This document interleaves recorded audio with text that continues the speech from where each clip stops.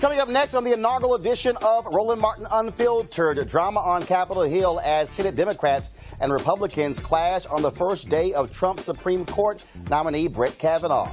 Kristin Clark of the Lawyers Committee for Civil Rights Under Law, who was in the hearing room, will join us live. A black woman who was mistakenly voted in Texas is headed to prison. Yes, prison. She and her attorney are going to join us live as well. He has picked up the mantle of Dr. King's Poor People's Campaign. The Reverend Dr. William Barber will join us live to discuss that and why it's time to end voter apathy, especially among black folks headed into the midterm election.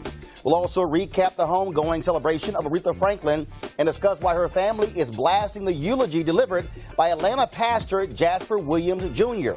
Plus, Colin Kaepernick and Nike, they've got conservatives in an uproar over making him the face of Nike's 30th anniversary of their Just Do It campaign. And, of course, Black Twitter will be on fire tonight for the first night of BET's miniseries on Bobby Brown. Folks, it's time to bring the funk on Roland Martin Unfiltered. Let's go. All right, folks, and so we want to go ahead and get the show started off by talking about, of course, the big day on Capitol Hill, and that is Brett Kavanaugh, his hearing. Now, Republicans, of course, they screwed President Barack Obama by not holding a hearing for Supreme Court nominee Merrick Garland, so it was pretty hilarious listening to Republicans today talk about fairness in the hearing of Kavanaugh. It was loud, it was raucous, as a number of people, some 61 people, were arrested who interrupted the hearing. Now, we hope to talk to one of those protesters later in the show, but first up, of course, Kavanaugh spent 12 years on the D.C. Circuit Court of Appeals, also served in the administration of President George W. Bush, and despite his assertion to rule in an impartial way, civil rights groups have said he is a right-wing ideologue who will be a clear and present danger to African Americans, voting rights, civil rights, and a woman's right to choose. Now, again, Democrats kicked off this hearing, of course, sparking all kinds of drama, challenging Republicans on why they are holding back thousands of pages of documents of Kavanaugh's time in the Bush administration. It's here what we'll say it today in the hearing. All right, folks. So we're going to have some of that sound a little bit later. But let's go right to Kristin Clark. Of course, she's the president and executive director of the Lawyers Committee for Civil Rights Under Law. So, Kristin, you were in the room. So, first of all, tell us what was it like? Because off the bat, Democrats jumped right at Republicans, a clearly coordinated effort to challenge them on why they won't release his papers. That's right. The tone set at the beginning for this hearing was really critical. I mean, we come into this hearing knowing that they are proceeding despite the fact that there are hundreds of thousands of documents from this man's time in the White House that have not been produced. So I was really happy to see Senator Harris, I think, was the very first one to interject. Senator Booker, Senator Coons, Klobuchar all quickly followed and really raised questions about why are we here? Why are we proceeding when they don't have the materials to really vet Brett Kavanaugh and determine whether or not he is qualified for a seat on our nation's highest court? All I kept hearing Republicans, I hear, of course, Chuck Grassley of Iowa, who was the chairman, keeps saying that all these thousands of pages, there are more than the last 5. But the reality is this is a different type of nominee. That's right. And so when you hear 10% of his paperwork, I mean, this is for the Supreme Court of the United States, a lifetime appointment. There are only 9 Supreme Court justices. And so essentially, they want the American people to say, oh, no, we've looked at it. He's fine. Just go ahead and vote. That's right. And it's been a total double standard because when you look back at the nomination of Justice Sotomayor, Justice Kagan, the standard has been 100% disclosure of documents. Jeff Sessions himself protested and threatened to delay the hearings, not participate if they didn't turn over all the documents from Kagan's time in the White House. And they did. But instead, what we're seeing is something we've never seen in our country's history.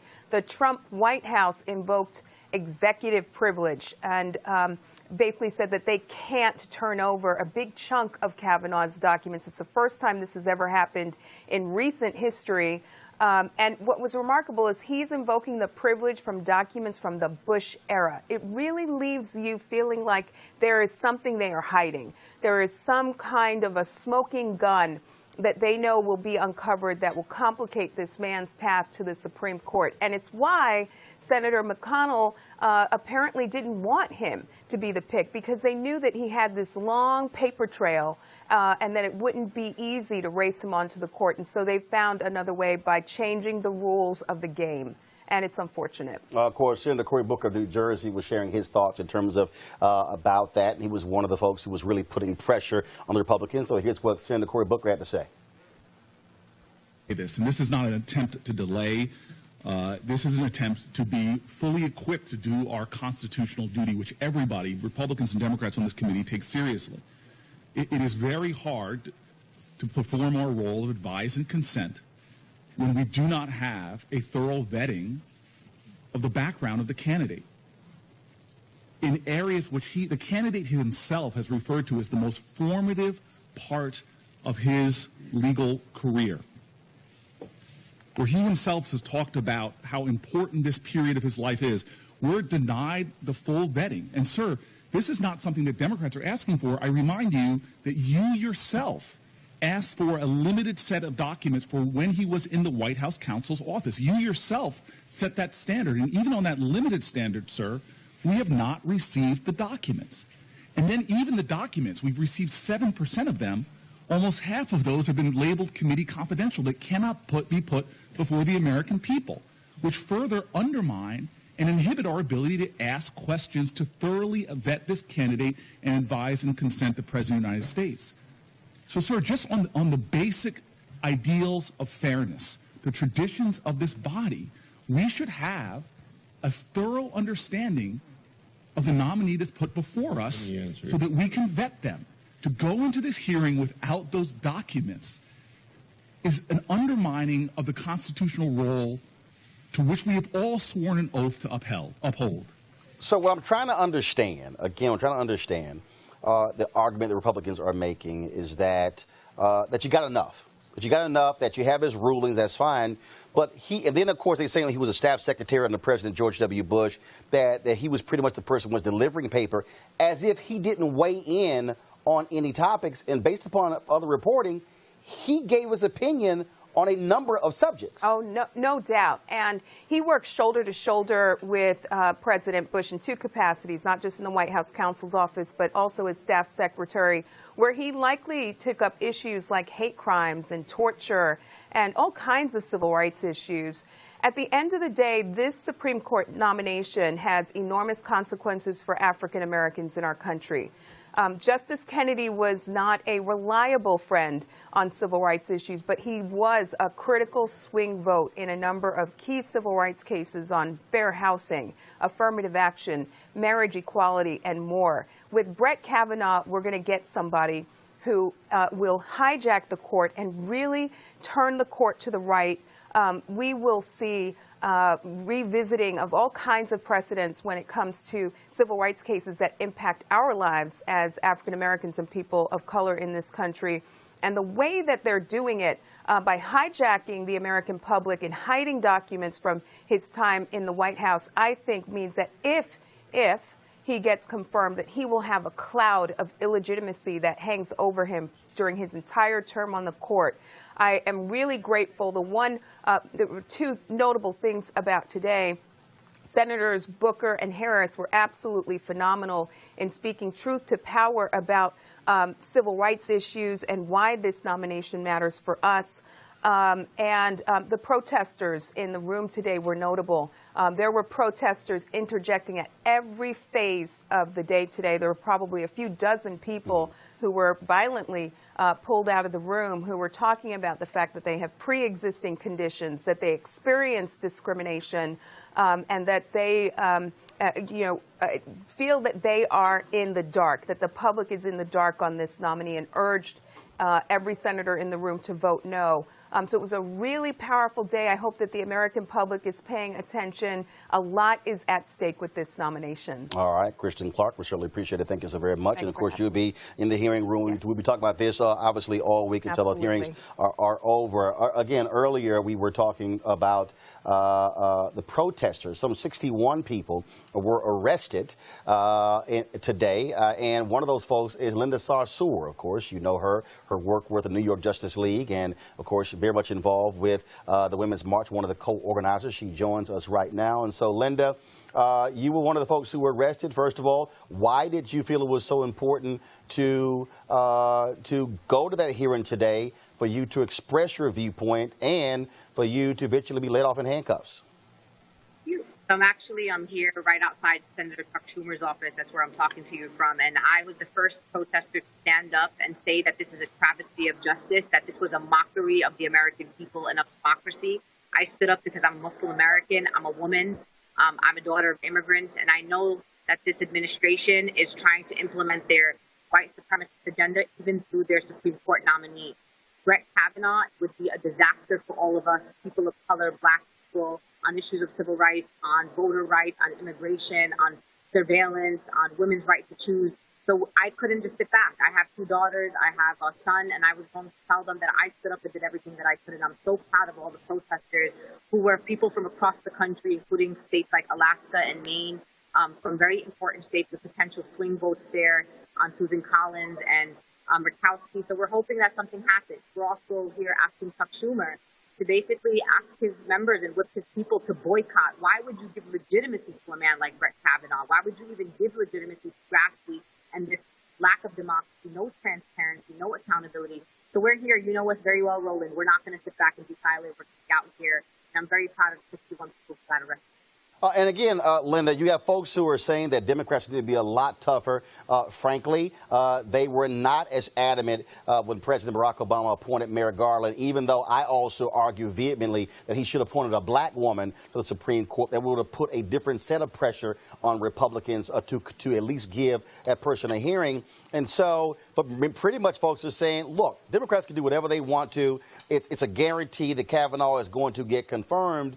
And so the people who say you're wasting your time, what do you tell them? This is not a waste of time. We were able to raise awareness amongst the American people. There are videos that are going viral that are allowing people to pay attention to their senators, both Republicans and Democrats, seeing who's going to put a vote on Brett Kavanaugh. The vote for Brett Kavanaugh is a vote against women, people with disabilities, people with pre-existing conditions, immigrants, I mean, all of us. And so this is a message for the 2018 elections and the 2020 elections, and it's not a waste of time. We also know that there are ways around this, that the Democrats boycott and forced to adjourn these hearings. And the Republicans have done this to us, Roland, so many times. Why are we not asserting the same power and the same rights? And our elected officials are accountable to us. So we're not just here to stand up to the Republicans. We're here to stand up to the Democrats to say we need to be more bold. This is not about just rhetoric and little viral videos of you saying things that you think are important. This is about you actually taking action. That means not showing up to the hearing and getting all of our Democrats to unite together and say that this man is not a legitimate Supreme Court justice nominee, and let's move on and let's not take this vote. All right, folks. Linda Sarsour, we surely appreciate it. Thank you so very much. We will have you back on the show. We appreciate it. Thanks a lot. All right, folks, time for us to go to our panel to break this thing down. Joining me on my far right, actually, I'm sort of in the middle, so right in the far right, we have, of course, Spencer Overton, President and CEO for the Joint Center for Political and Economic Studies. Of course, we also have Liz Copeland. Liz, of course, she's with the Urban Conservative Project. And, of course, we have Dr. Greg Carr, Chair of Afro-American Studies Program at Howard University. Glad to have y'all in the house. Liz, you're the resident conservative. I'll start with you. Republicans are saying, look, you got enough papers. You got enough. But for half a million. Yeah, 500,000. But that's sort of like saying if Sotomayor had 20,000 papers and you got 99% of her papers, but we're going to give 500,000 to you, that's still only 10% of his papers. I mean, I'm just saying, shouldn't you at least have a better view of that? I mean, that's 90% that you're not seeing. That's a hell of a lot of papers. You lost me on the math. It's only about 42,000 papers from his time as secretary, White House secretary, that were in question. My understanding, those are the ones who were last night. Hold on. 42,000 papers, right? And they released last night. Yep. And a day before. Y'all had enough time to look over 42,000 papers, right. And then took Rash and said, "Hey, we sent them as PDFs." Right. I mean, I'm a fast reader, but I can't read 42,000 papers in 15 hours. The reality is that's a fair criticism to say, if you want this to be transparent, we already have a lot of questions about the legitimacy of the president who's in the office and how he behaves and the decisions that he makes. Why the Republicans should have gotten all the information that they had available to them, and at least at a minimum, given all of the members of the committee an opportunity to postpone so they could review it. However, at the time, President Obama said elections have consequences, and 60+ million Americans voted for Donald Trump. And at that time, Donald Trump as a candidate said, hey, these are the people, and no other nominee did this before. These are the people that I'm going to put on the Supreme Court. So the American people knew what type of candidate, what type of jurist would be presented by this president, and they went to the polls and they spoke on this very particular issue. But Liz, I got to push back on you, and I'm going to go to Spencer on this one. Of course. Elections do have consequences. And a black man won twice. Yes, that's won true. Twice. And there was some 200+ days between Scalia dying and the election. And Spencer, they did not respect that election. That's right. And let's also remember, more folks voted for him than voted for Donald Trump. But they didn't have the Senate. Come on. He didn't have the Senate. Barack Obama didn't have the Senate. And Merrick Garland couldn't get out. But if you make the argument that I think it does matter. If elections have consequences, all elections. Why not respect the one that Obama won in 2012, Spencer? That's absolutely right. Unprecedented in terms of history, saying, hey, we're just going to hold this up and not have a confirmation was not unprecedented. Joe Biden on the Senate floor said, hey, during that judicial nominee, he said we should wait. And he has been on the record, when he was vice president, he forgot about that clip. When he was a senator, said, let's not do this. Let's not move forward with this judicial nominee. Joe Biden is the one who put Clarence Thomas on the bench.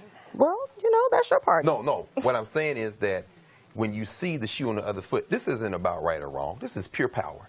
This is the stolen seat. Yeah. Let's be very clear. The Scalia one-off. No, I thought it was Neil Gorsuch. I thought Gorsuch was the stolen seat. No. I'm not talking about the guy who went to school with Kavanaugh. Okay. Kavanaugh is their dream pick.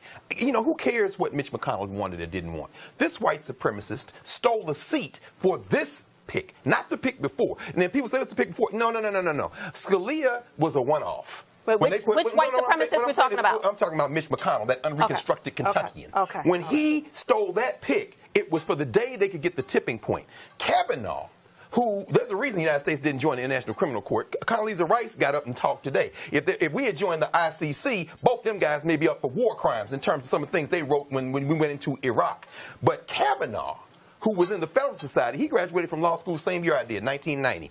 I remember when they started the Federalist Society. Their long-range plan was to pack the courts. John Kyle is coming back here. The governor just appointed him to fill John McCain's seat. Kyle was the one who walked Kavanaugh around Capitol Hill the last couple of weeks, and the first thing he said at his press conference this afternoon was, I'm going back to get these judicial appointments done. This is their dream pick.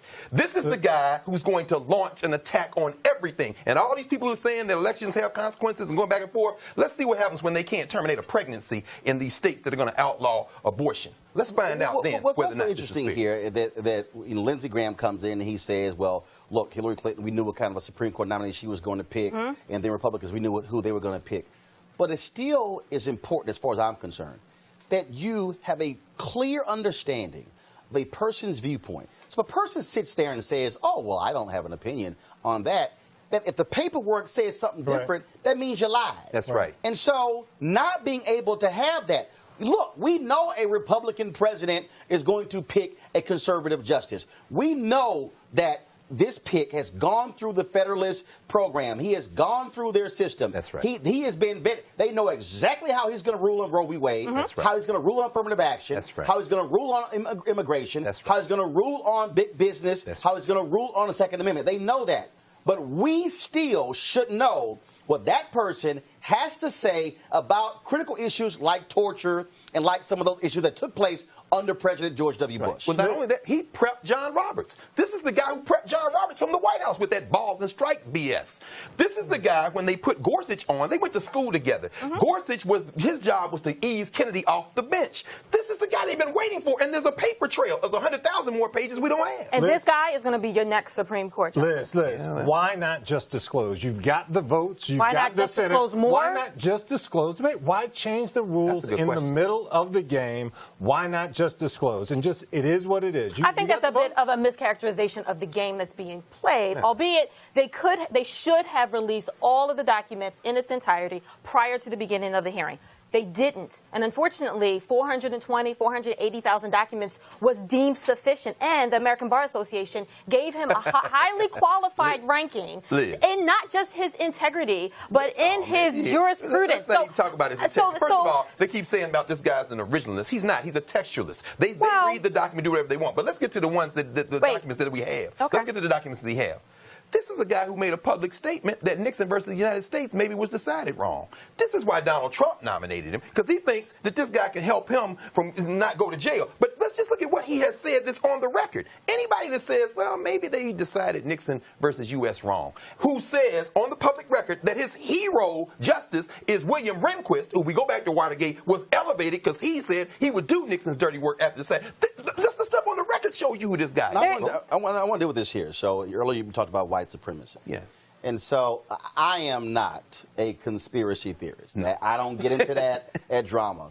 But circulating all across social media the last 2 hours has been this video of Zena Bush, who was a law clerk for Kavanaugh, who is seated right behind him. And so, of course, on my previous show, we had Shelley go to my iPad, but Henry is directing, so Henry go to my iPad. Oh, okay. And so, pull this up, please. I'm going to play from my iPhone. I want y'all to see this. Are y'all seeing it? When y'all seeing it, I got it. I got it. Don't just here we go. I'm just going to play it. So this is a video. Go to the video of her sitting behind Kavanaugh, knowing full well where the camera angle is. That is the white power symbol. That's exactly what that is. Now, here's the deal. Somebody said, well, you know, she was fidgeting. That is not fidgeting. This is a 44-second video, not looped, where she held that position the entire time. Now, I've held my arms in all kinds of different ways. I can't imagine holding my arm making...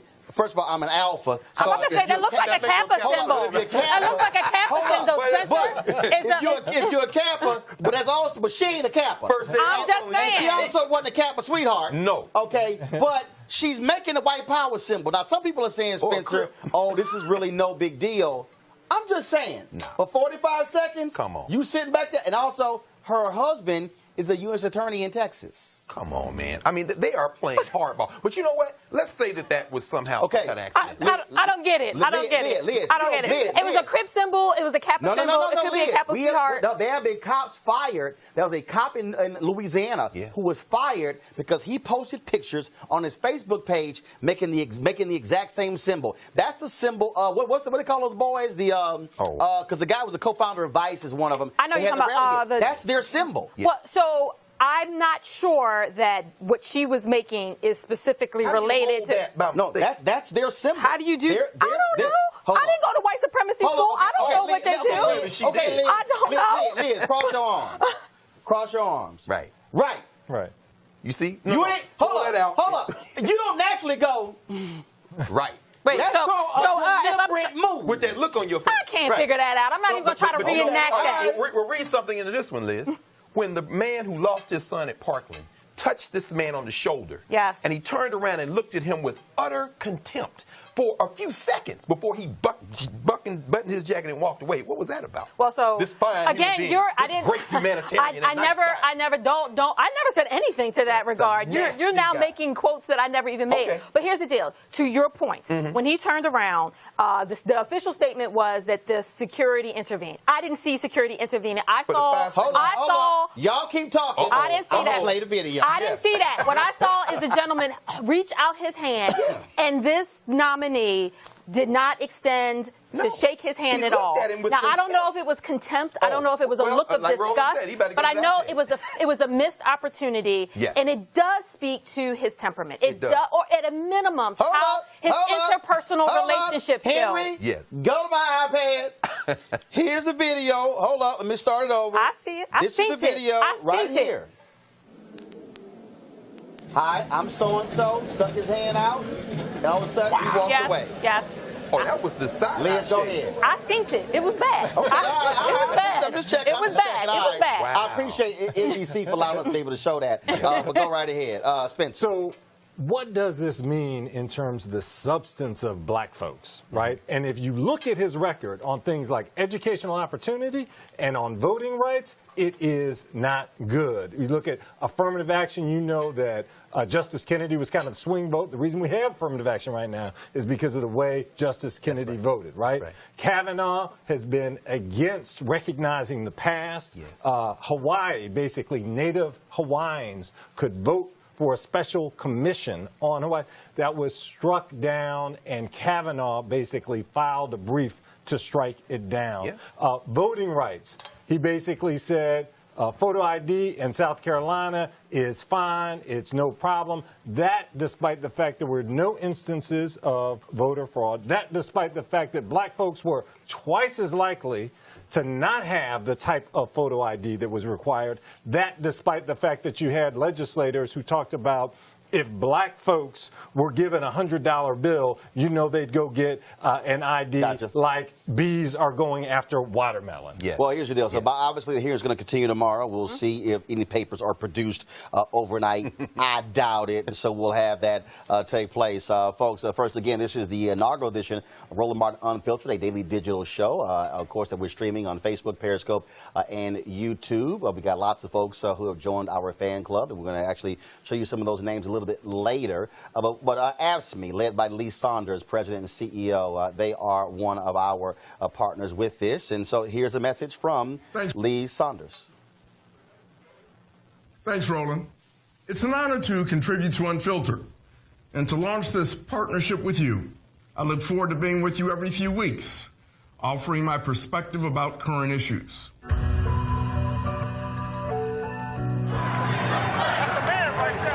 Back in April, Roland was one of thousands of people who traveled to Memphis to mark the 50th anniversary of the city's historic sanitation strike. In 1968, 1,300 African-American sanitation workers, members of AFSCME Local 1733, took a stand against degrading working conditions at the hands of a pro-segregation mayor. They marched under the simple but powerful slogan, "I am a man." Dr. Martin Luther King Jr. joined the struggle, coming to Memphis to express his solidarity. It was there that he was assassinated on April 4th. To remember these extraordinary events, AFSCME launched an initiative called I Am 2018. Check us out on Instagram at I Am 2018. This campaign isn't just about what happened in 1968. It's about what's going on in our communities right now. It's about the injustices and opportunity gaps we still face today. I Am 2018 isn't just a commemoration. It's a call to action. A call to action to keep fighting for civil rights, workers' rights, and basic human rights. A call to action to get involved online and in your communities. A call to action to fight for change, block by block, tweet by tweet. I Am 2018 didn't end with our events in Memphis this spring. This is a sustained campaign now, reaching one of its most important phases. Election day is in 9 weeks. The stakes are high, and your participation is essential. In cities nationwide this fall, we will be telling the Memphis story again, connecting it to today's challenges, asking people to answer the call to action by engaging directly in the electoral process. There's no better way to honor the heroes of Memphis than to vote in this year's election. Thanks very much. And I'll see you next time. Don't forget to follow us on Instagram at I Am 2018.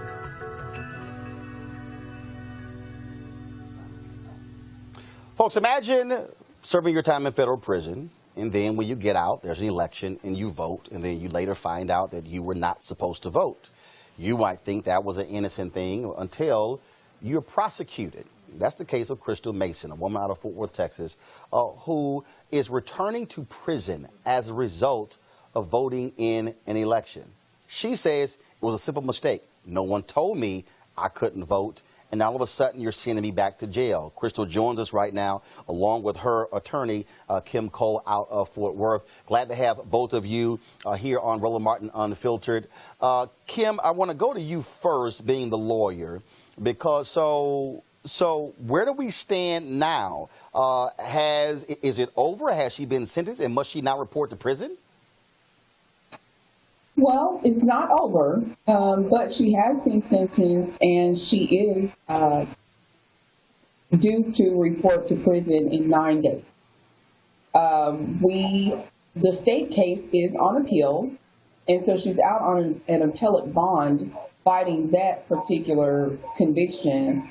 And the federal case, just last week on August 30th, the judge revoked her supervised release in her federal case, and so now she's due to report to prison in 9 days. However, we are vigorously working to get that decision overturned. Crystal, this has to be stunning for you. Here you are putting your life back together, and then all you did was vote in an election. It's not like you were trying to actually do it. And to have to face nearly a year in prison, I think back to the cost to taxpayers when it comes to housing a federal inmate. I mean, it just makes no sense. Roland, I want to make something clear. Crystal's not only looking at almost a year, she also has been sentenced to 5 years in prison on the state case. That's the voting conviction. So she's looking at almost 6 years. So the 10 months is for a probation violation, and Texas is saying since she had voted legally, she's going. So that's 6 years in prison. For voting. Crystal, go right ahead. Right now, everything is pretty much overwhelming for me, and I am not ready to go back to prison at all. And so, and Crystal, take me through. So, what election was it that you voted in? And you said, look, no one told you. So when you got out of prison, there were no paperwork. There was nothing there that they said, look, these are your rights, what you can and cannot do. Yeah, there was paperwork. It was my conditions, but that was not in my paperwork at all. So in your paperwork, when you got out, there was nothing that said anything about voting. No. So when you had to go back to court, what, the court just said whatever? I'm sure you presented the paperwork and said, here it is. There's nothing about voting in here. So how was I supposed to know I couldn't vote? My supervised release officer testified on the stand and explained that it was nothing in paperwork. No one told me, and I was doing my conditions as. Wait a minute. So the person who was supervising you testified that there was nothing in the paperwork that said you were not supposed to be able, that you could not vote, and the court still said, what the hell? We don't care. You're going to jail? Correct. Yeah. How is your Crystal? How is your go right? I'm sorry. Go right ahead. That's why our case is being appealed. We don't believe for one moment that the state proved their case. So the supervised release officer himself testified that he never told Crystal that she couldn't vote. In fact, he said there is no procedure in place to do so in the federal system.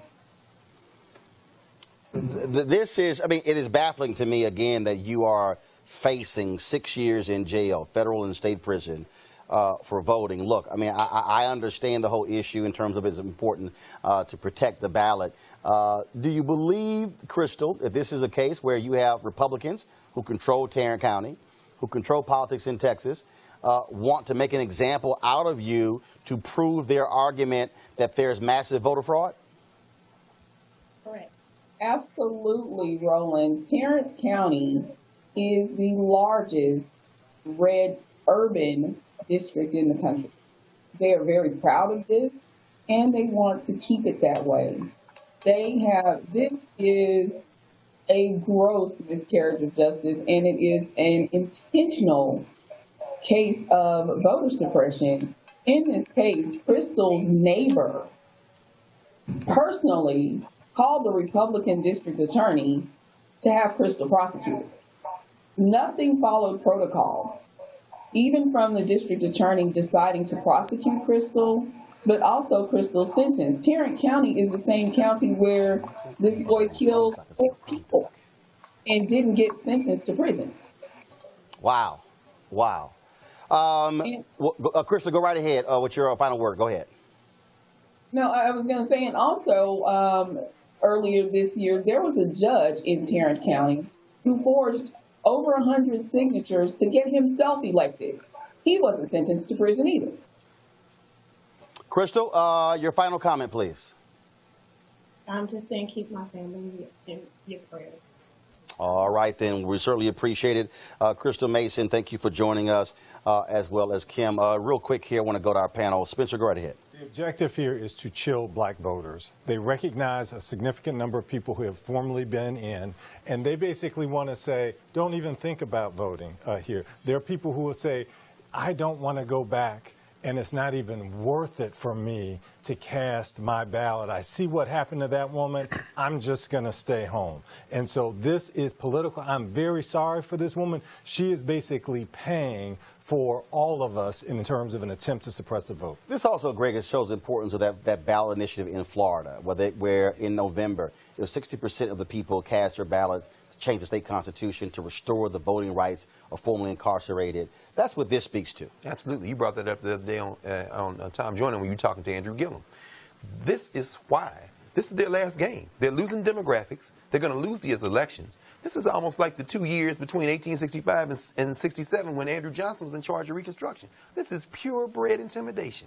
And in Florida, if felons can get their voting rights restored, that state is never going to go red again. And Texas is close now. You got a 3-4 point gap in the Ted Cruz race.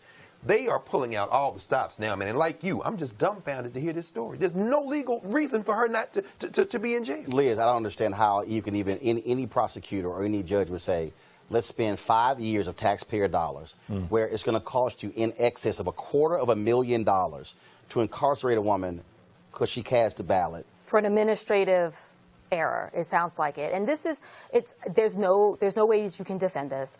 I think that Crystal's attorney spoke very eloquently that this is certainly a miscarriage of justice, and that I personally worked on voter restoration initiatives in Maryland, and I think telling the story, she gives a name and a face and, you know, a pulse to why it's so very important for your viewers to really support and to pay attention to access to, you know, to voter rights and access to organizations that go out there and support of organizations that go out there and fight this fight. But I think what's even more important, what can we do for her? What can the nation, what can people watch, and what can we do for her? Well, I think the pressure has to be applied to that judge, to that DA, to Governor Abbott, to say you can intervene in this and say this makes no sense whatsoever. Right. And so Republicans want to talk about family values. Right. Does it make sense for this to take this woman away from her family? She's already served her time, and she says, "Look, I committed a basic error."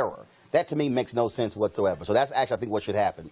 Folks, polls are closing in less than 30 minutes in Massachusetts, where Boston City Councilor Ayanna Pressley is challenging 10-term Congressman Michael Capuano in the Democratic primary for the congressional seat once held by John F. Kennedy.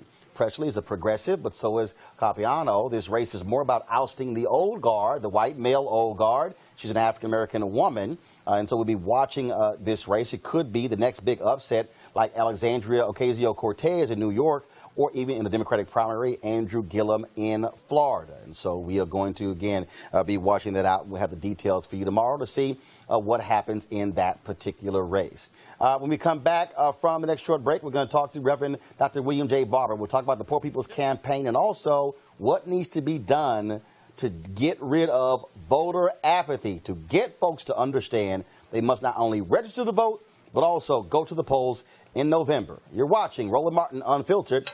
Back in a moment. Hey everybody, this is your man Fred Hammond, and you're watching Roland Martin, my man, Unfiltered. Hi, this is Essence Atkins, and you're watching Roland Martin, Unfiltered. Hey, yo, Peace World, what's going on? It's the Love King of R&B, Raheem Devon, and you're watching Roland Martin, Unfiltered. Hi, my name is Brescia Webb, and you're watching Roland Martin, Unfiltered. And, well, I like a nice filter usually, but we can be unfiltered. What's going on? This is Tobias Trevelyan. If you're ready, you are listening to and you are watching Roland Martin, Unfiltered. What's up? I'm Lance Gross, and you're watching Roland Martin, Unfiltered.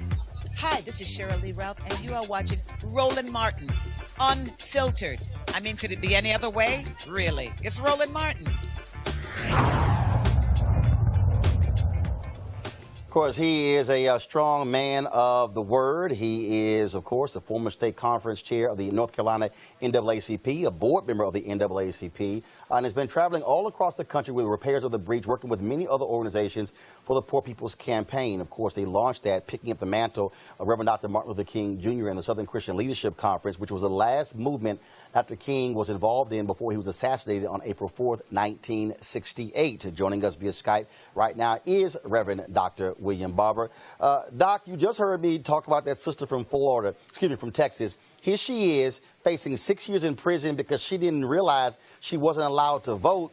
You and I have dealt with this whole issue of voter suppression and voter intimidation. That appears to be the Republicans' plan all across this country, not just in Texas, but you see it in your state of North Carolina, which I call the 21st century Alabama. Indeed. And first of all, let me just celebrate Roland Unfiltered and celebrate the work that you're doing in your panel. You know, you're exactly right. Voter suppression that we've seen and we fought in North Carolina and actually won against in North Carolina in many instances is the card that's being played.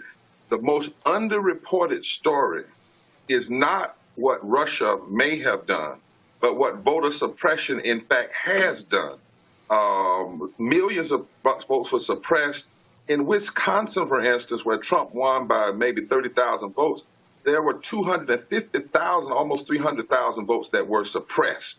The whole issue around photo ID is just another form of voter suppression.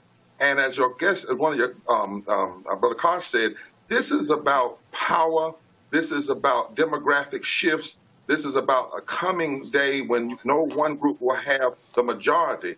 And we have to understand, different than 1819, the second Reconstruction, first Reconstruction, this Reconstruction, we have Reconstruction and Deconstruction happening both simultaneously. And voter suppression is at the heart of it. And what we are seeing, when you talk about those 200,000+ in Wisconsin, that's not just black folks. They're targeting elderly white people. They're targeting young voters. There was a clerk in a clerk in Wisconsin who said that she purposely moved an early voting location off of a college campus because in the last election, too many of them were voting Democrat, and she moved it to a smaller location way out with a smaller parking lot, which basically was a way of telling people, oh, my goodness, I came up, lines were long, I'm just going to go ahead and go home. Those are the tactics we're seeing happen across the country. All right, so we lost Reverend Barber's Skype there. We'll pull him up in 1 second. I want to go to our panel. Spencer, look, you're the author of a book on this whole issue of voter suppression. That's what we're seeing. This is a deliberate tactic, plan of action by the Republican Party. That's right. They look at it like gerrymandering. Hey, this is what we're going to do to kind of maintain control. It is tragic. And again, this notion of Texas we're going to scare black folks away from the poll because you don't need to go because you might end up back in prison. I mean, that's really what is happening here. Black codes, man. I mean, Reverend Barber, really, with this third Reconstruction thesis he has and this fusion movement, that is so important. And you can see how it's terrible there. Right. Georgia. Here we have Stacey Abrams. I was driving down 16th Street. I saw a Stacey Abrams sign and an Andrew Gillum sign last night. Warmed my heart because there's momentum now. So what do they do in Georgia? They threatened to close all the polling places except a few in this area. And what happened? In a county that is 61% African American. Unbelievable. But to your point, Roland, and this is what Reverend Barber's been talking about. And the individual who was the consultant who suggested it was a donor to the Republican nominee for governor. That's right. That's so exactly not an impartial individual. Not at all. But what happened? people not only express their outrage with their mouths, they got organized. And that's the power of what Barber is doing. Right. The threat now is that it's going to overwhelm. As you pointed out with Gillum the other day, man, they had him in 4th place, brother. They polling the wrong people. Right. They're not polling these people who are organized. Liz, the issue that we keep seeing, and I'm coming back to you after I go back to Reverend Barber. I think we got him back. We keep seeing this. Reverend Barber, we have you back? Yeah, I am. Here we go. When I talk about what is deliberate, in your state of North Carolina, the Republicans were busted by having a targeted laser. The federal court said a laser-like focus targeting African Americans. They literally asked, when are black people voting? And 70+% of African Americans who voted early voted in the first week, which is why they eliminated early voting across many of these counties to have just one location. And at one point, there was even a chair who suggested one early voting location for Mecklenburg County, which is where Charlotte is, 900,000 people to only have one early voting location. That is deliberate. Well, and interesting, this court, not another court, this court that we have, the current Supreme Court, said surgical racism. Now, when people who tend to be racist in their decision have to call out the racist, that's pretty racist. And they said that's true. No question. No question. They said it was surgical racism. And what we have to, it wasn't just photo ID. They went after early voting. They went after same-day registration. We were able to prove that 50% of women didn't have, not just black women, didn't have the kind of photo ID they wanted. That it was impacting older people. One lady was over 95 years old, and it would have stopped her from voting, and she's been voting for 60, 70 years. But all of this is because, Roland, at the end of the day, the greatest opportunity is in the South. Southern states are really not red states or blue states. They are non-voting states. If you build black people and progressive whites and brown people in the southern states, you can turn about 5 southern states right now: North Carolina, Virginia, South Carolina, Georgia, Mississippi, Florida, and even Texas. If that happens, the whole political concepts have been torn apart. The solid South is down. The wall has been broken. And that's the great fear. The great fear is that we wake up in the South and we do fusion organizing. These extremists are no longer winning in the South by 12 points and 13 points. Many of them are only winning by 1 point. Some of them are winning by less than 20,000 votes in statewide races, where you have hundreds of thousands of black people, either unregistered who are registered but who are choosing not to vote. We can shift, and they know it's coming. And Reverend Barber, we talk about that shift. One of the things that you and I have talked about is this voter apathy that we are seeing. People who are saying, look, I need to be excited. I need for somebody to energize me. And but we're seeing black folks like Latasha Brown, like Adrian Shropshire, like DeWanna Watson, and others who are saying, you know what, we're not waiting on some Democratic Party. We're not waiting on a candidate. We're going to, frankly, raise our money. We're going to take our few dollars, and we're going to put it together, and we're going to mobilize and organize our people. We talk about Florida. Everybody keeps talking about get folks out to vote, but before you can vote in November, you got to be registered by October 9th. That's right. And so talk about that in terms of what you are doing with the Poor People's Campaign to get people to understand that they must be mobilized and organized to register, then to get folks to the polls in November. Yeah, we don't wait to fight. We fight while we're fighting. We fight on both ends. And let me just give a quick point, Roland. A lot of people don't know the only state that stopped Trump down ballot in the South was North Carolina. That's because we fought, and we took back the governorship. We took back the Attorney General's office. We fought in the courts, in the street, and at the ballot box. What we are saying in the Poor People's Campaign, we now have 41 coordinating committees in 41 states. We're registering people for the movement who vote. And what I mean by registering folk for the movement, it means educating them that it's not just about a candidate. Health care is on the ballot. Your life is on the ballot. Voting rights are on the ballot. The environment is on the ballot. Criminal justice laws are on the ballot. We are telling folks there were 97 million people registered in the last election who did not vote. Black voting went down from 66% down to 59%. 765,000 of us who were registered to vote didn't vote, and Trump is in office because of less than 80,000 votes. We cannot sit back and have apathy. So what we're doing is canvassing. I've talked with you and Reverend Derek Johnson, NAACP, and others, and Mark Thompson. by us calling almost a national moral revival vote to bury voter apathy program, televise it everywhere, and say to folk, listen, we have the tools to turn this around, but the only fights we lose are the ones we don't fight, and it's time for us to get in the game. Nobody can sit home. I'm traveling everywhere I can, and we've been in Eastern Kentucky, Roland, with white people in Eastern Kentucky and Deep South Alabama, and I'm telling you, people are coming together around this fusion coalition. I told a group of white people, I said, at the end of the day, if you don't have a living wage and you don't have health care and you don't have money and you can't pay your light bill, we're all black in the dark. So we better get together and understand that if someone is a racist, they're also going to be anti-labor, anti-women, anti-gay, anti-Latino. They're going to be anti-healthcare 9 times out of 10. The same states that are voter suppression states, Roland, if you put them up on the map, those same states denied health care. Those same states denied living wages. And eerily, in terms of raw number, the majority of the people that get hurt by the people who get elected because of racial voter suppression are white. And in terms of raw numbers, not in terms of percentage of race. So we have to build a fusion coalition in this season to beat back all of this extremism. And that's what we're trying to do across the country. I wanted to give Liz an opportunity to weigh in on that. Liz, I keep saying, Republicans, they can talk a good game about trying to get black votes, but as long as they are denying black people the opportunity to vote, and with these tactics, which are borderline legal, the refusal to deal with Supreme Court gutting the Voting Rights Act, they are not going to get black votes. As Common said in Glory, freedom is like a religion to us. Right, right. I think it's telling. I mean, I don't know if any of you guys are in the GOP strategy rooms, but I am. And when they talk about winning elections, they really talk about Republicans against Democrats. And I've heard this, even in Maryland, which is a blue state. You know, we have a gubernatorial election right now. Governor Hogan. Blue state, Republican governor. Yeah, Republican governor. And so I've been in the room, and I have colleagues who are black Republicans as well, and especially in counties like Prince George's County, the most affluential black county in the country, and really gunning up support around a particular candidate.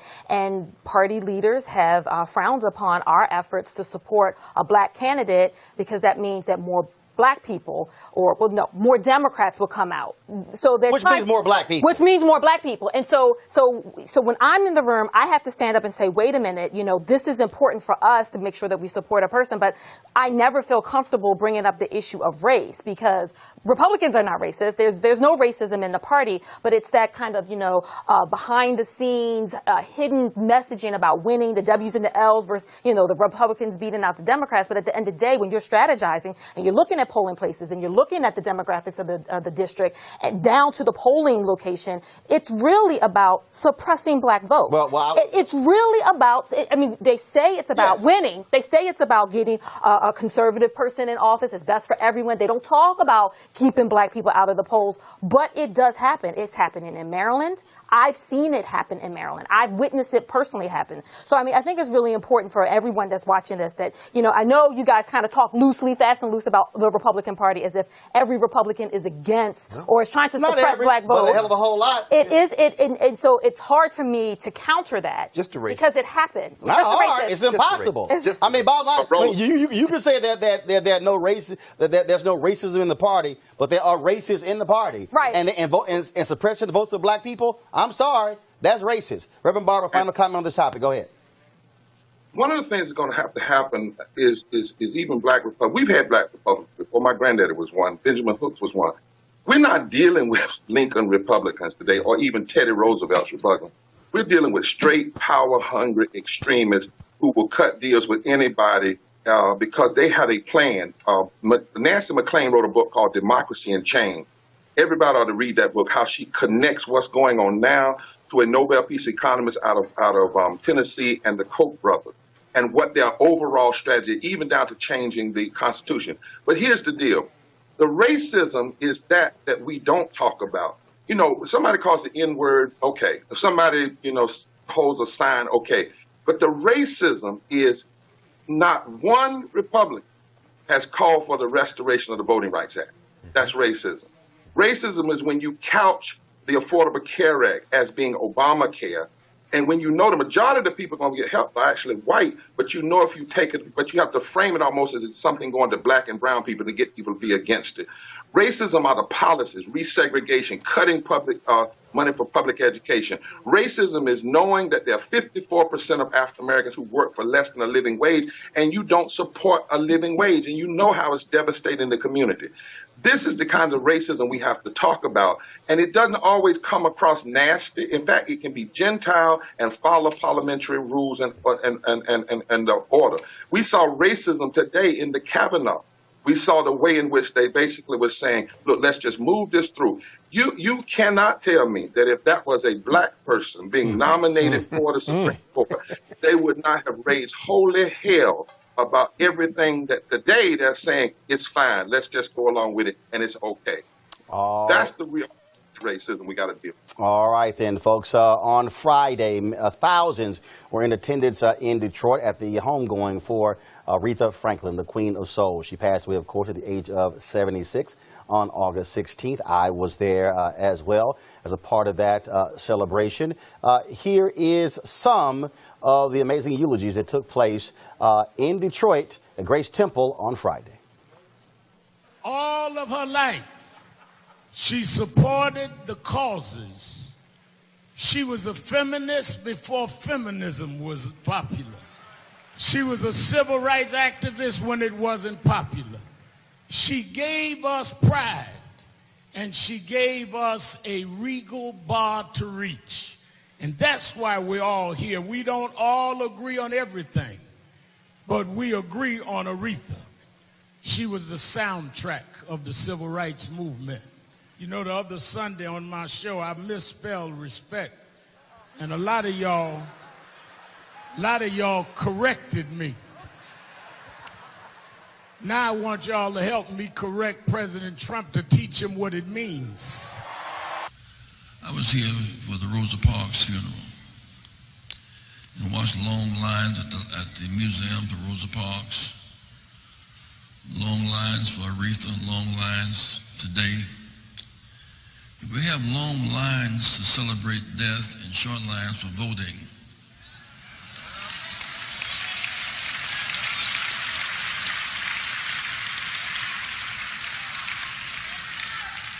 We lost Michigan by 11,000 votes. 100,000 Detroit unregistered. Long lines at the death of the icons and short lines for voting. Something is missing. In the midst of our nation's current moral crisis, we need again that gospel that Aretha sang. So don't put it up, keep playing it. Her singing was both spiritual revelation and skilled interpretation, because she was singing from that sacred place carved from the moans and the music of the ancestors, because she was singing the experience of a people who had to cry in order not to die, because she was singing in the spirit, the Holy Ghost of those who sang in order to be saved. Aretha's singing challenged the dangling discords of hate and lies and racism and injustice. Her singing was liberation and was revolution in the major key. It carved out sacred space wherever she went, from the church to the club to the White House. Aretha showed us how the sorrow songs might yet save America, save this democracy, and keep us from bowing down to the structures of this world. When Aretha sang, the Holy Ghost came. No matter where you were, when she sang, it made you want to get up, not only to dance, but to do something about racism and something about poverty. When she sang, whether it was at a big concert for a civil rights rally or for an inauguration, her singing made you want to fight on a little while longer. Aretha's singing made you want to choose togetherness over division and love over hate. In that belly of blackness in Detroit, without apology or excuse, that embrace of her blackness led her to be political. We got all kind of music now that ain't got nothing to do with nothing except cars and money and glory. I ain't mad at that, but she was about getting Angela Davis out of jail. She was about working with Martin Luther King Jr. and Jesse Jackson and Al Sharpton. She was about transforming the existence of Black America. All right, then. And, of course, Reverend Barber, you saw the video there. Of course, he gave one of the eulogies. And when the Williams brothers and Vanessa Bell Armstrong took the stage, y'all got Reverend Barber there? Pull up Reverend Barber. So, y'all, I'm going to play this video for y'all. Now, normally, Reverend Barber, he got his cane. Normally, he's sitting in his high chair because of the injuries he sustained. And, you know, he moves a little slow. But when the Williams brothers and Vanessa hit it, play the video to see what Reverend Barber did. The Holy Ghost. Whoa, whoa. Oh, yeah, Doc. Doc, you were moving. You were moving the shoulders. You were moving the feet. Wow. You were getting it. Where's the cane? The Holy Ghost is a healer, Doc. The Holy Ghost is a healer. But after a whole day of being in, when they got in those harbors in the woods, after the slave master beat them all day, they still could shout when the right spirit came. I understand. Now, speaking of shouting, the Aretha Franklin family, they are not too particularly happy with Reverend Jasper Williams, Jr., of course, who gave the eulogy. He was blasted by many people for what he had to say, and then he held a news conference on Sunday where he defended what he had to say. Well, last night, Vaughn Franklin released a statement to the Associated Press. I talked to Vaughn yesterday as well, and where the family blasted, calling his eulogy offensive. And Reverend Barber, a lot of people were surprised that the Franklin family would come out with that statement, and they said simply there was nobody in the family who was happy with what he had to say to eulogize Aretha Franklin. Well, you know, that's a very sensitive time, and the family has a right to speak and should speak. I've been trying to preach this gospel now for 30 years. A eulogy literally means means good, and logia means words, so it's supposed to be good words about the person who is deceased. You know, it's not a time to say things that, first of all, many of them need to be challenged. The facts, the stat, this generalization that, you know, we've lost our souls. And so I've been really hurt. I've cried when I saw some of it and been very prayerful both for the family and for the eulogists. We know who Aretha was. You know, there's things I wish we could have had, you know, a woman preacher to also, you know, preach and lift at that time. But to talk about people's husbands and I mean, fathers and what they didn't do, it's just not the place, you know, in a eulogy. And on an international stage, the thing to do is to lift up what Aretha lived, you know, and what she called us to, and the obstacles she overcame, and how she sung out of that belly of the sorrow songs that are part of our history, and somehow took a painful experience and gave it power, took a sad experience and gave it joy. You know, I talked about how whenever Aretha sang, you wanted to move, not just move, dance, but you wanted to move to the voting polls. You wanted to move and stand up for something. You know, even respect. It sounds like she's talking about a man, but respect becomes an anthem for the movement, too. We demand respect. We say respect is non-negotiable. So I pray that the singers and the other people that spoke have helped to bring healing to the family and have helped to speak to the nation more clearly about who Aretha was. I did see something where the pastor said something, did a press conference apology, but I also don't want to get distracted too long there because Aretha is yet singing and we got work to do. We have work to do. Reverend Barber, we appreciate it. Thanks a lot. God bless. All right, then. Again, going to our panel here. Look, it was very interesting is as I sat there, as I listened to Jasper Williams, I literally was going, what the hell are you talking about?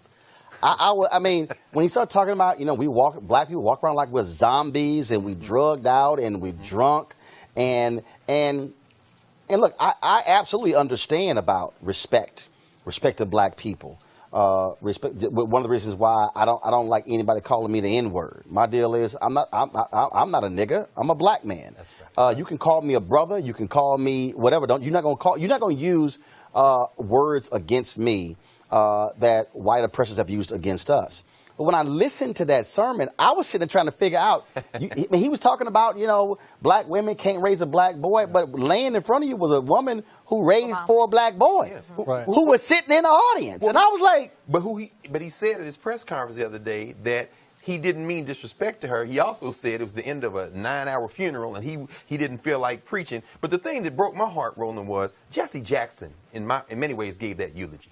When he talked about WLAC in Nashville, I'm from Nashville. I remember as a little boy listening to Jasper Williams give the sermon, I Fell in Love with a Prostitute.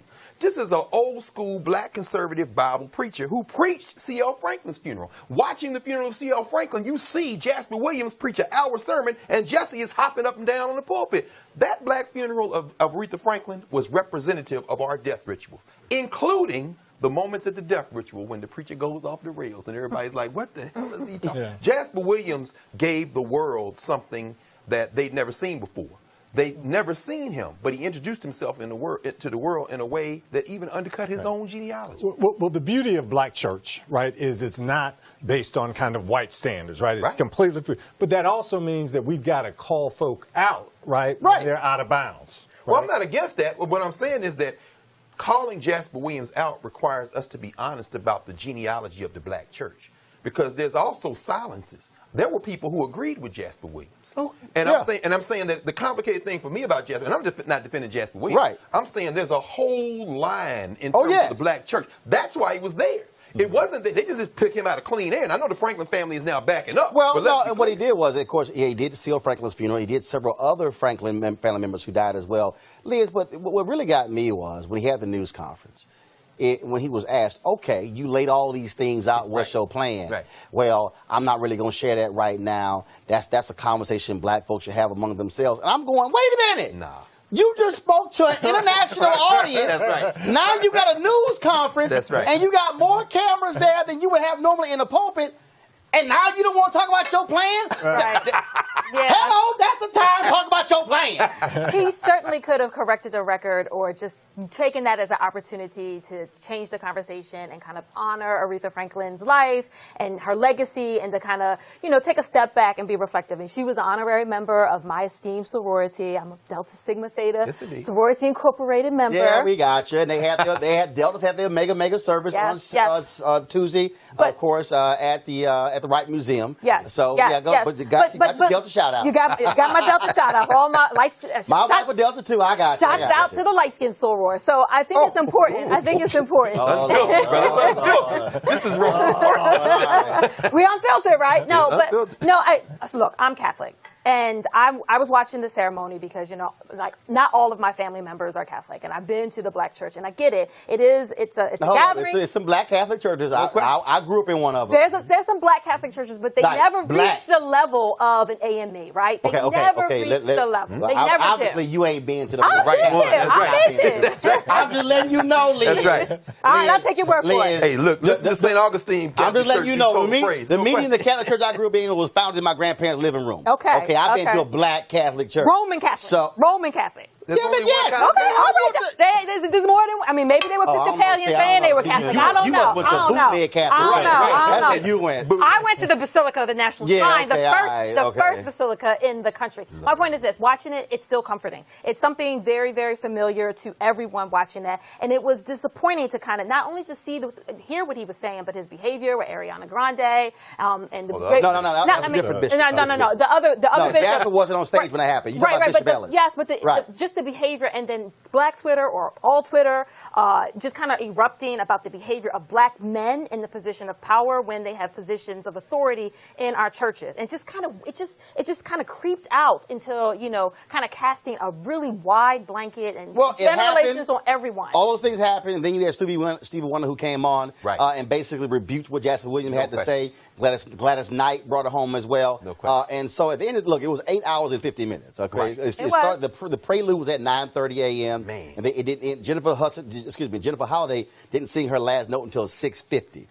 And And here's the deal, okay? All these black people like, oh my God, it's so long. Don't act like y'all ain't never been to no long funeral. Come on. For somebody didn't nobody know. But what about Chuck Woolery, his tweet saying that it was distasteful, and that was offensive. Like, who is he? And that's the beauty of that. Nobody But why cares. is he critiquing? Why does he get a chance to critique it? Because he's irrelevant. So, I mean, but the whole... It got picked up on the media. Well, but of course, which we don't control, which is hence why we have our own show here. No question. Okay. I mean, let's think about this as well. Here's something that very few people commented on.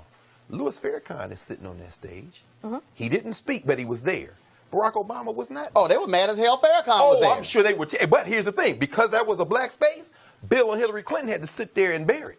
Meaning what? This is a space, just like Roland Martin Unfiltered. We control this space. Right, that's what it was. For good, bad, and Aretha Franklin knew Farrakhan. That's exactly was right. Friends with Farrakhan, stood with Farrakhan. That's right. He was there. And Detroit was up for #1 in the Nation of Islam. And all the folks who are mad, if you want to be mad that Farrakhan was there, then you want to get mad at Aretha. But see, that's what people crack me up. They don't want to get mad at Aretha Franklin. Right. No. But they want to say, well, why was he there? Because he was a friend of hers. Yeah. No question. I'm like, whatever. All right, folks, we're going to take a break right now. First of all, let me explain to you. Roland Martin Unfiltered is supposed to be a 1-hour show, but we're live streaming it, so we went overtime our inaugural show. What the hell? It happens. So we're going to take a break. We're going to come back. We're going to talk about Colin Kaepernick. I know y'all got something to say. I got to go. What's wrong, Liz? I got to go. I got to. You ain't got nothing to say about Colin Kaepernick? What? You wear Adidas? Is that what it is? Republicans buy sneakers too, ain't they? With Michael Take a Jordan? break. That is what We'll Michael be right Jordan back. Roland Martin Unfiltered. We'll talk Colin Kaepernick and Nike.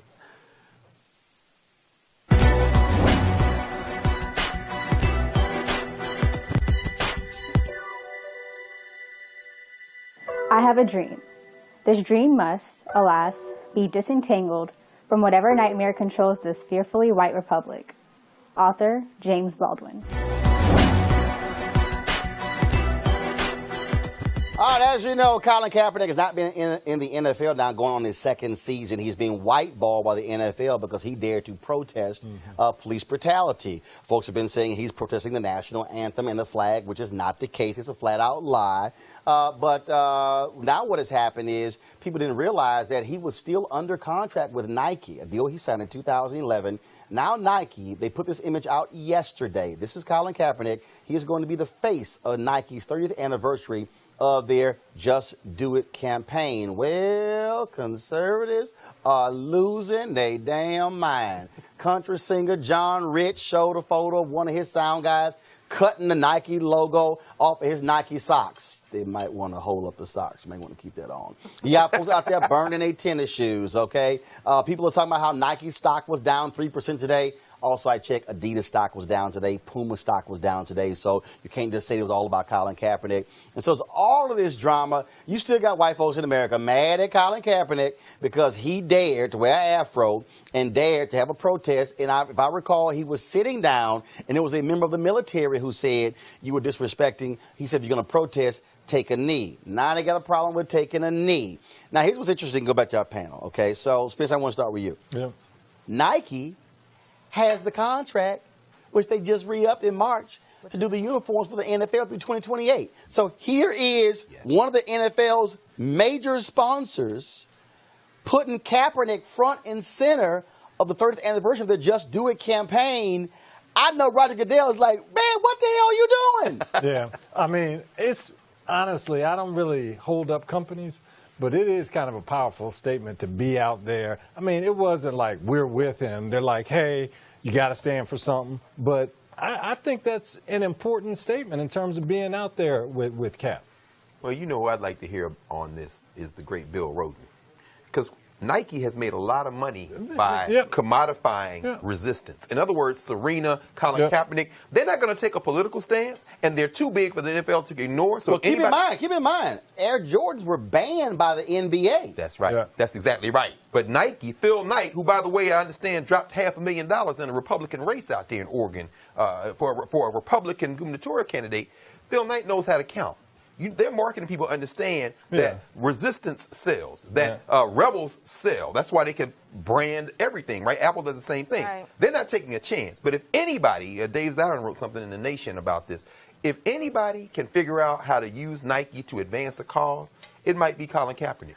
Go ahead. Yeah, so, I mean, I guess as the conservative on the panel, I don't see how this impacts me. I think that Republicans who are tweeting or showing images of them burning their sneakers or their Nike paraphernalia is just ridiculous. I don't think that this was a political message from Nike. I think this is just pure business, economics, and I think they realize that he is the perfect spokesperson to just do it. And I think, well, you know, I'm a Baltimore girl. Pull the graphic up, please, because the quote on there, I want to read from that. So if y'all can pull the graphic up, I appreciate that, so you can see it again. Where Colin Kaepernick is alluding to basically sacrificing everything. His career. Then all the people like, oh, well, you didn't sacrifice. So believe in something, even if it means sacrificing everything. And then, of course, you had some people like, well, you're not. Well, you still had a contract. And then I love the people who were saying, well, will he give the money away? Have y'all paid any attention? He's given away more than $1 million to various charities. Right. I mean, so it's. I love how the goalpost keeps getting moved. I'm confused. I mean, I know there was a whole lot of concern, especially from people like me as conservatives saying, okay, well, what is he kneeling for? And then we figured out what he was kneeling for. So we're like, what do we need to do as a nation or as a party or whomever needs to do something? What do we need to do for him to stand? Or at the end of the day, he took a position and he suffered for it. There's no doubting that. I mean, I can argue about your opinions all day, but the facts are the facts. He suffered financially. And he is being deliberately whiteballed by the... I don't know about that. I don't know about Hold on, here's why it's deliberate. They are signing scrubs. Oh, my God. Hold on. I don't know about that. I don't have the facts. I do. Where the receipts? I need the receipts. Liz, I got receipts that could stretch around this room.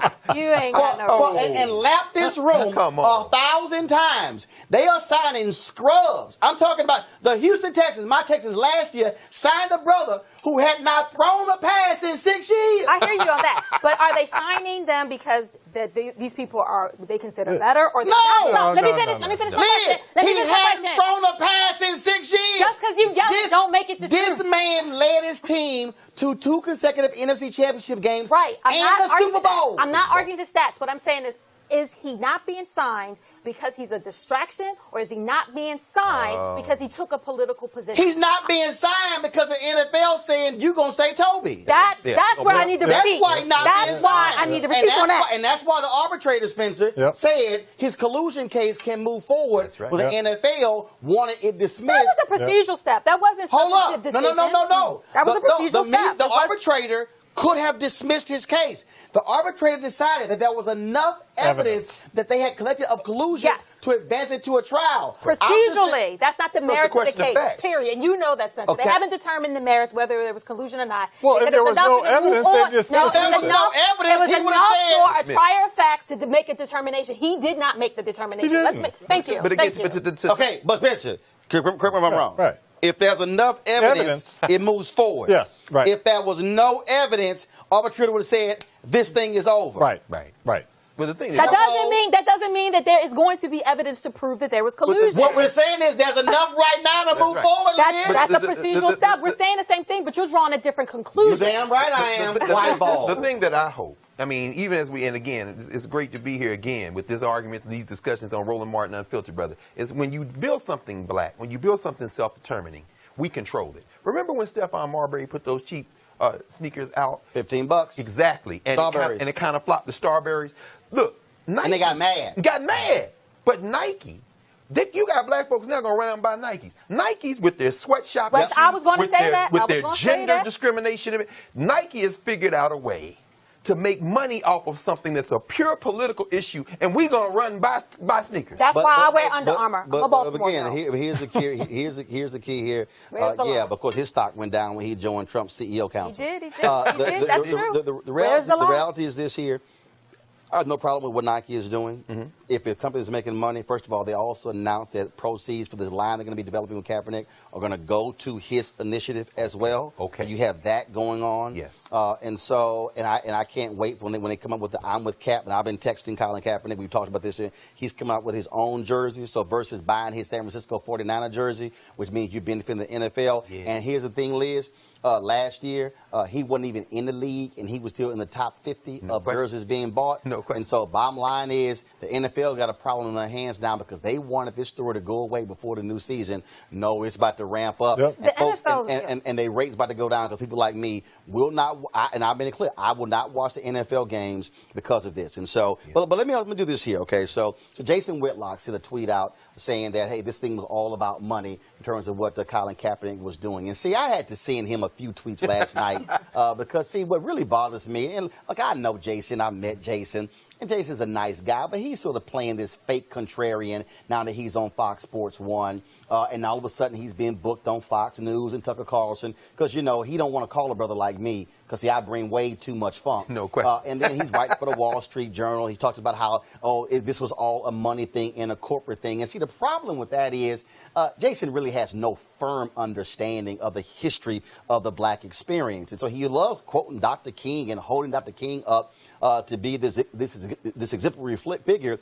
But I do recall that the March on Washington initially was called the March on Washington for Freedom. But because the labor unions were paying for it, they said, you got to put jobs in this thing. That's how it became the March on Washington for Jobs and Freedom. Then 1964 in Atlantic City with the Mississippi Democratic Freedom Party, when they wanted to seat that black delegation, Dr. King initially testified on behalf of that group and Fannie Lou Hamer. But it was President Johnson who said to the labor leader, Walter Reuther, he said, look, you tell King, he said, you put pressure on him and make it clear that if he don't stop and get on our side, you gonna pull his funding. He went to Dr. King. Dr. King realizing that if the funding was pulled by the labor unions, they couldn't fund the movement. So therefore, he went along with the compromise of the Democrats, much to the consternation of those black folks from Mississippi. See, that's corporate influence, Dr. King. But also, I do recall, Jason, in 1964, Dr. King wins the Nobel Peace Prize. And when he comes back to Atlanta, all the white folks in Atlanta say, look, we ain't doing nothing with this black man with the Nobel Peace Prize. Yet it was the CEO of Coca-Cola who said, let me make it clear, Atlanta's going to put on an event celebrating our own person, winning the Nobel Peace Prize,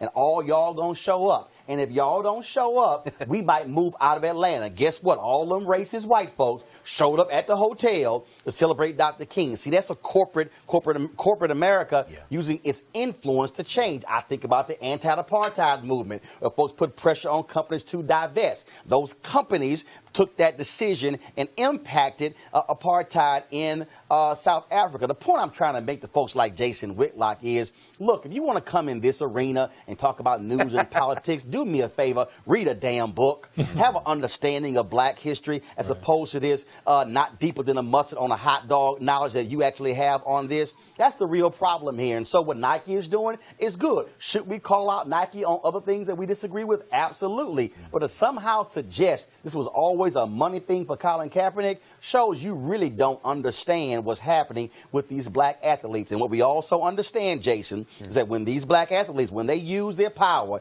to stand up and put pressure on folks, then you're going to see things happen. That's really, Jason, what America really can't stand, is when black folks realize they have power and then start using that power, which is why a brother like me didn't wait for somebody else to give me a show. I decided to own my own. That's why this is Roland Martin Unfiltered.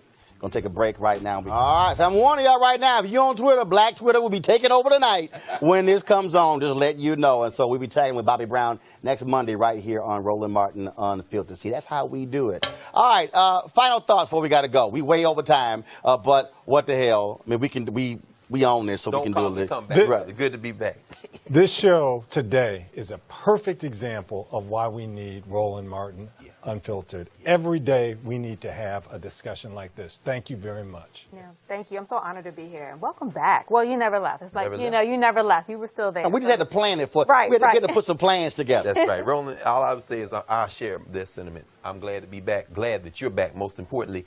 And y'all, please tell your grandma and them how to work these computers so that everybody can watch. Right. Absolutely. So let me give everybody a breakdown. So the deal is this here. Roland Martin Unfiltered is going to air every day, 6 p.m. Eastern, on Facebook, on YouTube, on Periscope as well. Now, soon as we hit end, when the show ends, you're going to be able to actually watch this on those same platforms on VOD, video on demand. Now, we're going to restream the show at 10 p.m. Eastern.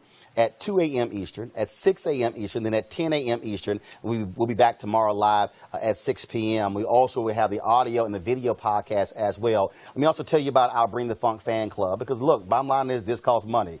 Sending cars for our guests to come here costs money as well. And so my goal is very simple. I keep saying we've got to fund our own freedom. We've got to have our folks who realize we have a part in this. So we created this Bring the Funk fan club to create charter members, where we asking, our goal is to get over the next year, and I would like for it to be done a lot sooner than in a year, 20,000 of our followers to contribute a minimum of $50 to join our fan club. Now, why is that the case? Because, again, this is about independent. We're going to be taking this show on the road. We're going to be broadcasting from Los Angeles, from New York, broadcasting from different conferences and different events, and we need to be able to not just depend on corporate America and their advertising dollars. And so I'm talking to various companies as we speak, but also I want us to be a part of that. So if you go to RolandMartinUnfiltered.com, you can actually join. If you say I can't give 50, fine. You can give $5, $10. It doesn't matter, any amount. But what we really want to do is, again, to get 20,000 of our members. Tomorrow, we're going to start. I'm going to call out everybody who's already signed up to be a charter member. We're going to roll the credits beginning tomorrow. I'm going to name every single person every day of a shout out to those folks who've actually contributed to make this show possible. And so that's what we have lined up. We got a lot of great things lined up for you this week. I've already gotten the confirmation. So on Thursday, Omarosa will be here talking about her book Unhinged. Yes, that shall be an interesting conversation. And then, of course, as I said, Bobby Brown will be here on next Monday. We also, of course, will be talking about Brett Kavanaugh, the hearing on tomorrow. Also, be dealing with a story out of Florida where a couple of black men are missing, and where Tyler Perry has put up $100,000 for a reward for information leading to where those young black men are. We'll be talking about that story as well. Why are we doing this? Very simple. We have been losing our black media voices. Look, my show was canceled by TV One in December of 2017. This was a place where we were able to come and talk about our issues unapologetically, and that I still felt that was needed. A lot of people out there doing podcasts. Well, this is going to be a podcast as well, but I want to do something that was different with this particular show, and that is having it as a live show.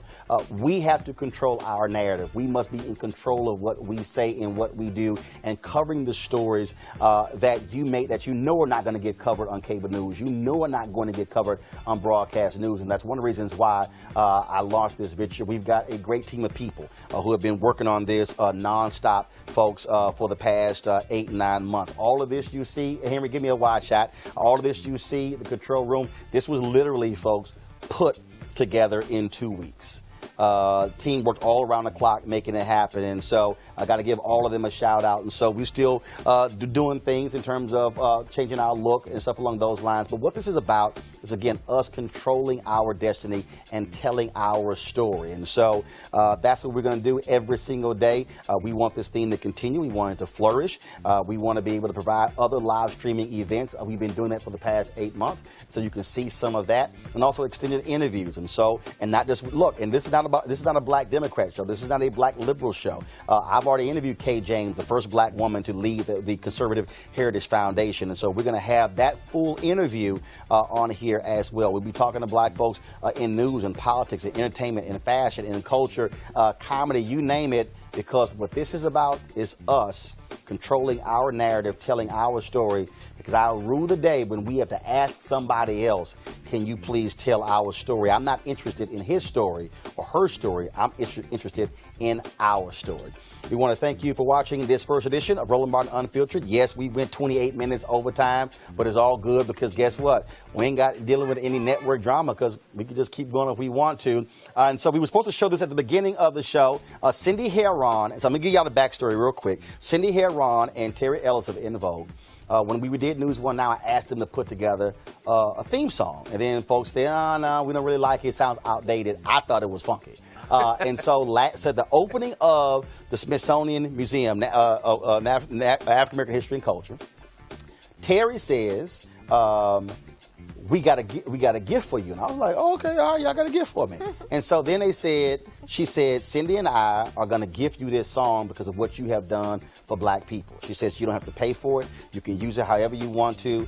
Slick was the producer of this. And so this video is actually supposed to run at the beginning of the show. We're going to close with this video. But the song you're hearing, the voices of In Vogue members Cindy Heron and Terry Ellis, and this song is produced by Slick. Folks, I shall see you tomorrow right here on Roland Martin Unfiltered. Holla! He's got it. Whatever the biz, he's on it. Whatever it is, he's got the scoop, the fact, the find. And when it breaks, he's right on time and it's rolling. Best believe he's knowing. Putting it down from sports to news to politics. With entertainment just for kicks, he's rolling. It's on Go Roll Roll, y'all. It's Roland Martin, yeah. Rolling with Roland now. He's funk, he's fresh, he's real, the best, you know he's Roland Martin now.